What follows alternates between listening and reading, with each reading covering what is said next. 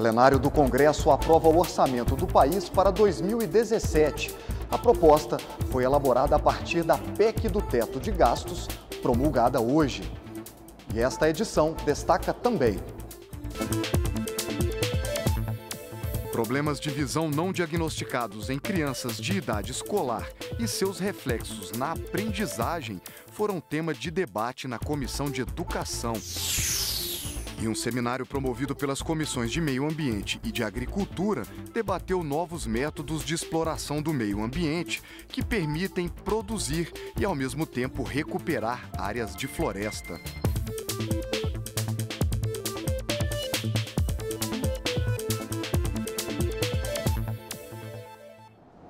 Boa noite. Em Brasília, 8 horas. O Jornal da Câmara começa agora. Em uma votação rápida, o plenário do Congresso Nacional aprovou no final da tarde desta quinta-feira o orçamento para 2017. Vamos direto para o Salão Verde da Câmara conversar com a repórter Dini Moraes, que tem mais informações. Boa noite, Dini. O que explica a rapidez na aprovação? Boa noite, Marcelo. Boa noite a todos aí que nos acompanham agora ao vivo pela Rádio Câmara. Bom, um acordo permitiu que fossem feitas todas as votações do dia de hoje na sessão do Congresso Nacional, que é quando reúne deputados e senadores em uma mesma sessão. Em troca dessas votações consensuais, ou seja, sem questionamentos ou tentativas de mudança, o governo aceitou algumas reivindicações dos partidos de oposição, como fazer a Conferência Nacional das Cidades e derrubar 3 vetos presidenciais. Ou seja, com isso vai virar lei a criação de um programa de incentivo a empreendedores em situação de pobreza, o pagamento de insalubridade a agentes comunitários de saúde e agentes de combates à endemia e a autorização da renegociação das dívidas de pequenos produtores rurais, os agricultores familiares do Pronaf. Esse acordo, então, permitiu que fossem colocados vários itens e votações. Entre eles, a manutenção de 6 vetos presidenciais e também o fim da votação da LDO, a Lei de Diretrizes Orçamentárias, que estabelece regras para o orçamento público do ano que vem. Bom, em seguida, os deputados e senadores aprovaram os detalhes desse orçamento, numa lei bem mais detalhada chamada de Lei Orçamentária, que estabelece quais são os gastos e quais serão as arrecadações do governo no ano que vem. Bom, só para a gente dar alguns números, e aí os números principais, Marcelo, os gastos federais estão estimados em 3,5 trilhões de reais, sendo que a metade desse valor será apenas para pagamento de juros e abatimento da dívida pública. O salário mínimo será de R$ 945,80.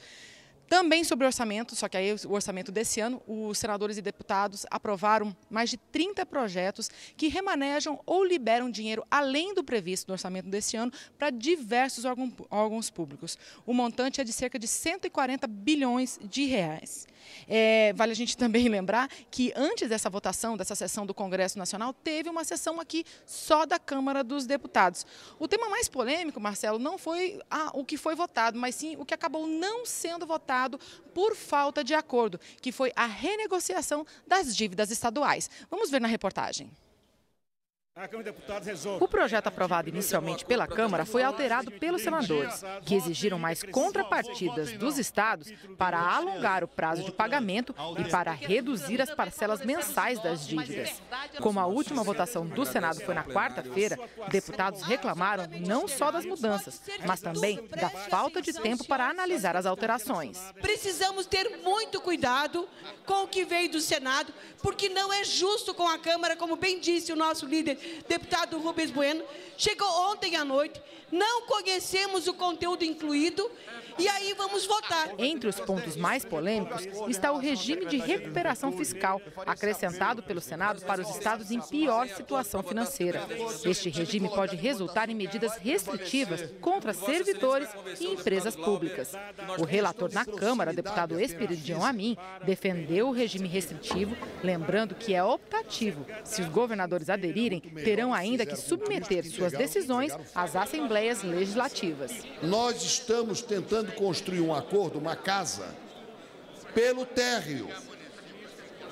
O texto base para a nossa deliberação é o texto da Câmara. O governador vai ter que dizer, olha, pessoal, eu aceitei isso aqui. Aqui está a minha justificativa, vocês dizem sim ou dizem não.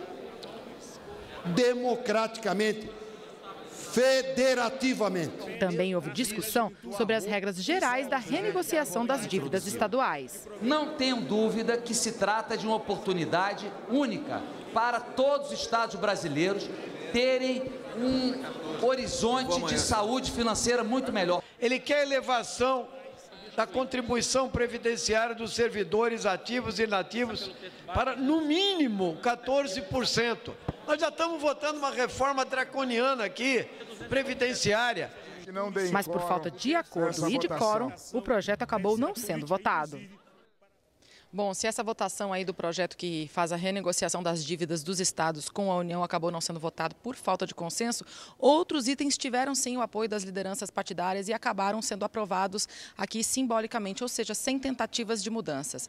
Um deles é o reajuste aos servidores da Defensoria Pública da União em 40% dividido em 3 anos, começando já a partir do ano que vem. Também foi aprovado o nome do representante da Câmara, do indicado pela Câmara ao CNJ, o Conselho Nacional de Justiça, que ficou então sendo Maria Tereza Uille. E no Conselho Nacional do Ministério Público, a recondução de Gustavo do Vale Rocha. Lembrando que esses dois órgãos, tanto o Conselho Nacional de Justiça quanto o Conselho Nacional do Ministério Público, são órgãos responsáveis por fiscalizar aí a atividade tanto do Judiciário quanto do Ministério Público. Também foram aprovados 3 acordos internacionais entre Brasil e países da África. Também, ainda mais uma votação, foi a criação da Secretaria de Juventude aqui no âmbito da Câmara dos Deputados. Bom, o recesso parlamentar começa semana que vem, viu, Marcelo? Só que, apesar de parecer que as atividades aqui no Congresso podem ser que tenham acabados, ainda há uma tentativa de se fazer sessões na segunda-feira e na terça-feira da semana que vem, aí para tentar votar ainda essa proposta das dívidas estaduais, tentando aí amenizar a crise nos estados. Marcelo? Tá certo, Dini, muito obrigado. Numa cerimônia rápida do Congresso Nacional, foi promulgada hoje a PEC do teto de gastos públicos. A PEC limita o crescimento dos gastos públicos pelos próximos 20 anos ao percentual da inflação nos 12 meses anteriores. Na prática, a medida congela os gastos do governo, já que a reposição da inflação apenas mantém o mesmo poder de compra do orçamento. A proposta tem sido duramente criticada por políticos da oposição e por setores da sociedade, principalmente por alterar regras para os investimentos em saúde e educação. Para o presidente do Congresso Nacional, senador Renan Calheiros, a aprovação da proposta foi uma vitória do país. Você, a partir de agora, você tem uma regra para o crescimento do gasto público.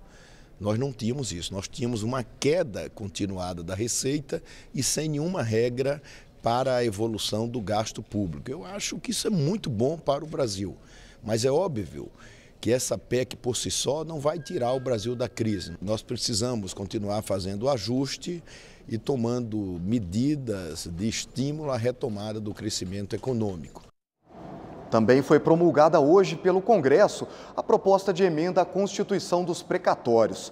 Pela nova regra, os precatórios a cargo de estados, municípios e do Distrito Federal, pendentes até 25 de março de 2015 e aqueles a vencer até 31 de dezembro de 2020, poderão ser pagos até o ano de 2020, dentro de um regime especial.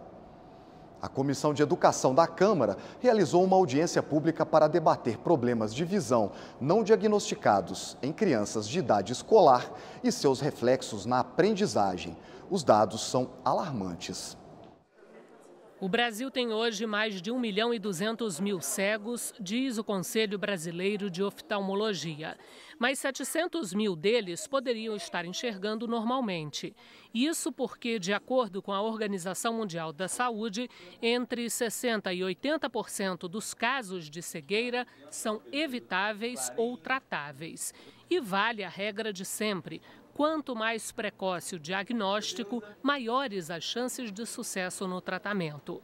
Quando o assunto é problema de visão, a observação dos professores pode ter um papel decisivo. Na área da educação, na escola, é onde os professores têm o primeiro momento, o primeiro contato também com o aluno, que pode começar a perceber, né, as atitudes do aluno dentro da sala de aula, a dificuldade dele estar entendendo, da dispersão, de não estar prestando atenção na matéria, nos conteúdos. Enfim, ali pode ter uma criança que tem algum tipo de deficiência, algum problema com a deficiência. Nesta audiência pública na Comissão de Educação, o MEC afirmou que tão logo o problema de visão é detectado no aluno, há estratégias para atender e acompanhar a criança. Mas este oftalmologista, que trabalha com programas em escolas públicas no interior de São Paulo, defende que ainda é preciso fazer muito mais se o Brasil quiser evitar o agravamento e tratar problemas de visão. Hoje, nós não temos uma política pública eficaz. Eu diria para você que o meu sonho como oftalmologista, que é de trazer visão, trazer luz às pessoas, porque 85% do nosso relacionamento com o meio ambiente é dado pela visão, é um óculos social. Nós sabemos, de cada 10 prescrições de óculos, 2 são engavetadas. Muitas não são refeitas, ou seja, as pessoas utilizam óculos defasados, desatualizados. Então, é muito importante nós pensarmos numa política nacional de boa visão. Para crianças de baixa renda, para crianças que estão em situação socioeconômica crítica, cujas famílias estão em situação socioeconômica crítica, o governo deve, além do exame, dar o óculos no caso que o médico indicar.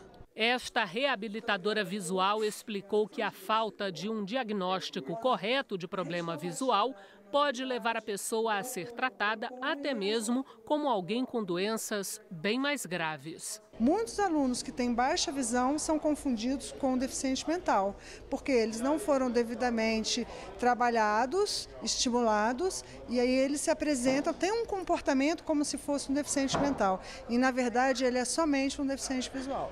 O presidente da Comissão de Educação promete cobrar eficiência do governo no diagnóstico e tratamento das pessoas com problemas visuais. É lamentável, tem programa do Ministério da Saúde, programa do Ministério da Educação, mas eu não conheço esse programa na prática, na aplicabilidade real. Então nós queremos que realmente supere essas dificuldades e por isso nós fizemos essa audiência aqui na Comissão de Educação e vamos cobrar. Cuidado, pessoal do Ministério da Educação, Ministério da Saúde, vou para cima de vocês. Essa cegueira dos políticos não se admite. Os principais aeroportos do país foram reformados por causa da Copa do Mundo e das Olimpíadas. Ficaram mais modernos e confortáveis, mas para algumas pessoas, as mudanças dificultaram a mobilidade. Um projeto de lei em análise aqui na Câmara prevê mudanças para melhorar a acessibilidade dos aeroportos brasileiros. Com o fim do ano e a chegada de datas como Natal e Ano Novo, o fluxo de passageiros nos aeroportos aumenta. Muitos deles já foram ampliados e reformados para atender todas essas pessoas. Mas as dificuldades para embarque e desembarque de deficientes físicos e idosos aumentam também. A deputada Rosinha da ADEFAL é prova disso. Já esperei mais de 1 hora pelo Ambulift, que é o equipamento que é como se fosse um elevador, que permite que a gente saia, né, e com a própria cadeira com a cadeira própria nossa de dentro do aeroporto, do avião. Esperei mais de 1 hora, já peguei cadeiras, aquelas que descem as escadas quebradas, né? Foram muitos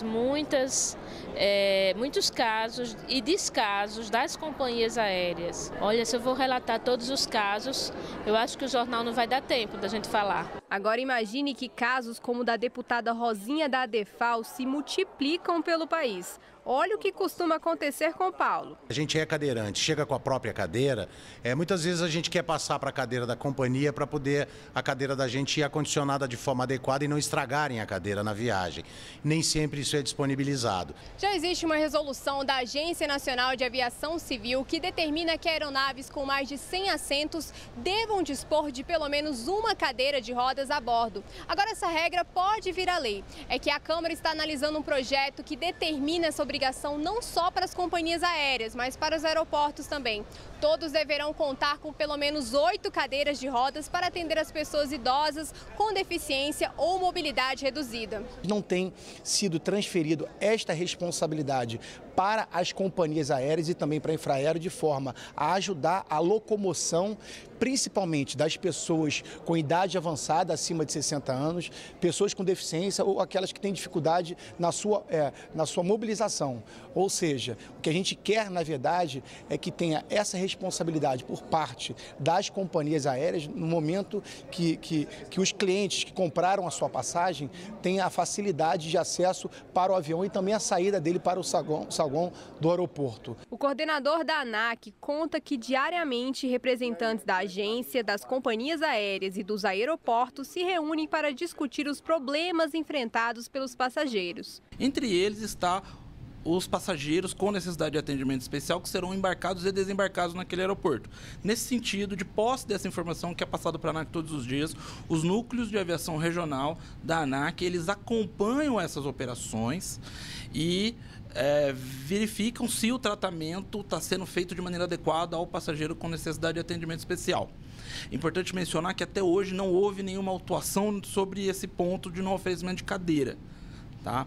Não obstante, se eventualmente acontecer isso, a fiscalização irá autuar e deve autuar e a multa pode variar entre 10 e 25 mil reais. O coordenador de pessoas com deficiência no Distrito Federal acredita que é preciso melhorar o diálogo com os deficientes. Há muita necessidade de ouvir os movimentos sociais, as pessoas com deficiência. Existe um lema internacional respeitado por todos os países desenvolvidos e ainda pouco respeitado aqui no Brasil, que é o nada sobre nós sem nós. Então, nós temos que trabalhar com essa perspectiva da pessoa com deficiência, ensinando para o governo como fazer o trabalho de atenção à pessoa com deficiência. Um seminário promovido pelas comissões de Meio Ambiente e de Agricultura debateu novos métodos de exploração sucessional do sistema agroflorestal. Trata-se de uma alternativa que permite produzir e, ao mesmo tempo, recuperar áreas de floresta. Imagine um tipo de agricultura capaz de recuperar o solo usando técnicas de cultivo que imitam a regeneração natural das florestas. Desta forma, além de recuperar e preservar, o agricultor ainda consegue produzir. Tudo de forma harmoniosa, integrada e, o que é melhor, sem agressão ao meio ambiente. Esta é a agricultura sintrópica, desenvolvida há mais de 40 anos em 4 países por este agricultor e pesquisador suíço que vive no Brasil há mais de 3 décadas. É assim que o Ernst trabalha. Sempre criando agroecossistemas parecidos no seu modo de funcionar, na sua dinâmica e no seu estruturamento aos ecossistemas naturais e originais. O pesquisador contou um pouco dessa experiência neste seminário sobre sistema agroflorestal sucessional, que para ele é a forma melhor de produzir, uma alternativa que ganha cada vez mais adeptos e apoio. Agrofloresta, sistema agroflorestal, é a combinação deliberada de árvores ou arbustos na propriedade com criação animal ou agricultura, de uma forma coerente, né, que você tem interações desses componentes para ter vantagens econômicas e biológicas, né, também. A Secretaria do Produtor Rural e do Cooperativismo, ligada ao Ministério da Agricultura, não vê conflito entre a agricultura sintrópica e a convencional. Trata-se de uma evolução da atividade agrícola que busca o equilíbrio. Eu não diria que briga com a agricultura tradicional. O que a gente enxerga e vê é que existe uma evolução da agricultura brasileira e nessa evolução, nesse avanço, no que diz respeito a tecnologias de manejo, a tecnologias sustentáveis, a gente vê zonas de transição de uma agricultura mais tradicional para uma agricultura diferente, que seja através de sistemas agroflorestais. Para o ministro do Meio Ambiente, aos poucos os brasileiros começam a se conscientizar dos benefícios de sistemas como a agricultura sintrópica. E os produtores também entendem que é possível produzir dessa forma. O Ministério tem apoiado cada vez mais estas iniciativas. Essa atividade é uma atividade que se adequa à recuperação de áreas de preservação permanente, se adequa à recuperação de reserva legal, e, ao mesmo tempo, ela gera renda, gera lucro e, portanto, é tudo aquilo que nós queremos, que o bem ambiental possa continuar prestando os seus serviços, ao mesmo tempo em que melhorando a vida das pessoas. Os parlamentares agora prometem se empenhar para adequar a legislação e aumentar o acesso dos produtores à agricultura sintrópica. Nós estamos voltando um pouco no tempo, ajudando a natureza a não degradar o meio ambiente. Eu espero, a partir daqui, inclusive, nós aumentarmos a produção legislativa nessa orientação de incentivos e benefícios, que vai ser importante para quem produz e também para os consumidores. O Jornal da Câmara termina agora. Para outras informações, é só acessar o nosso portal na internet.